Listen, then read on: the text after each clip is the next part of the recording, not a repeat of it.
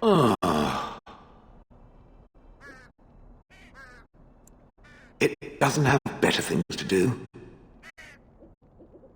I like to think of them as accessories. I suspect that it is an art that was practiced when golems were more commonplace. My former master collected whatever lore he could find on the subject. He searched far and wide to collect what crystals he could and then added them. It is not an unpleasant sensation.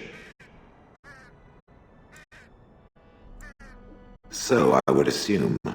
My former master enjoyed poking around the ruins in the deep roads after all, and bartering with others who did. As I understand it, the crystals allow me to alter the flow of magic around me. Wilhelm had hoped to turn me into a battery of mana, something he could tap at will.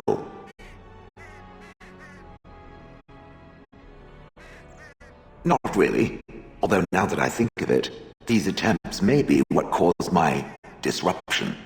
Some of the crystals increase the presence of mana, some absorb or reflect spells. There are various kinds. All I can promise is that should it ever find one of these crystals, I can likely tell it the function and what it would do if added to me.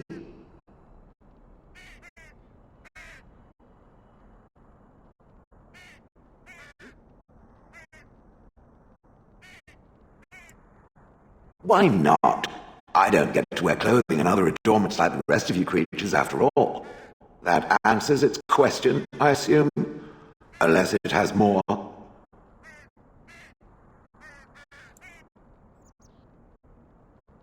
Oh yes, that I remember quite well. My former master, the Mage Wilhelm, he brought me. As I recall, he had acquired some position with whatever lord ruled the land. I, being little more than a glorified possession at the time, was brought along. Oh, how he enjoyed impressing the villagers with me. Gollum snarl at that villager there, be fearsome. And of course, I would have to do it.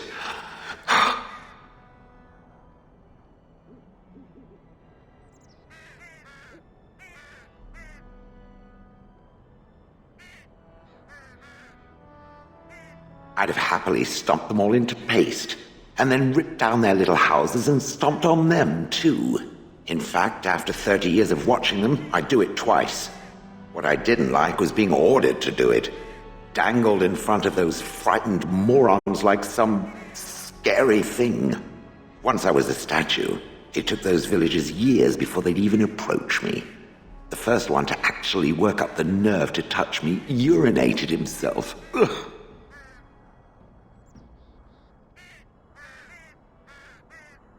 That is where Wilhelm kept me. He wanted me out in the open where I could be frightening like a scarecrow. I was supposed to watch for thieves. Pah! Plus, his wife didn't want me indoors. She said there wasn't room for me. Hag. I was once larger, 10 feet tall. Then the loathsome hag complained that I couldn't fit through the doors. So the mage had me shrunk down. Can it believe it? And she still wanted me out.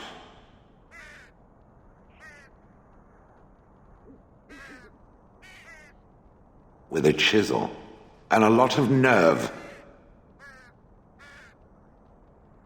He did love using that control rod.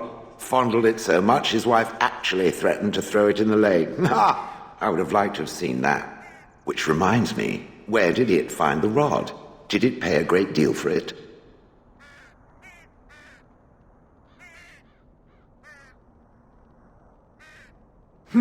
So long as it realizes that I'm inexpensive and not cheap.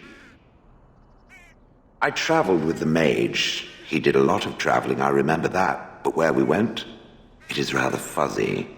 I remember great battles, fighting many humans long ago. They were all very soft and squishy. And before that, No, there are only images. I was somewhere dark. I have no idea. Wilhelm used to brag that the dwarves stopped making golems centuries ago. I do not age as you soft creatures do. Sadly, my memory is no better. Plus, I get bored and stop paying attention. Good. I was just about done talking about it. It does like to have a good chat now and again, doesn't it?